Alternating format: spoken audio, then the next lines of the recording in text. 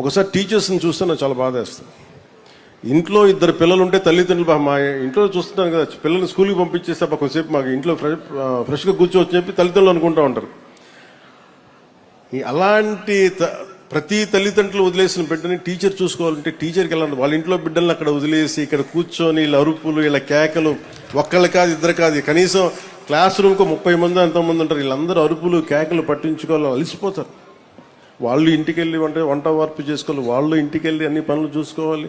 దాంతోపాటుగా మనం చదువు నేర్పించాలంటే ముఖ్యంగా విద్యార్థులకు చెప్తాను, మన టీచర్లకి ఒకసారి విసుక్కుంటారు మనల్ని.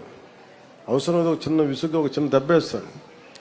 మనం అసలు వాళ్ళ చేత దెబ్బ కొట్టించుకోకుండా మనం కనుక ఉంటే మన వాళ్ళకి కూడా మన బరువు తగ్గించిన వాళ్ళం ఉంటాం. అందుకని టీచర్స్కి ప్రత్యేకించి మనం విద్యార్థులకి మీరు ఆ గౌరవం ఇవ్వడం నేర్చుకోండి. అది మనం చాలా చాలా అవసరం. మనం జీవితంలో పైకి రావాలి అంటే మనకి గురువు దీవెనలు చాలా అవసరం.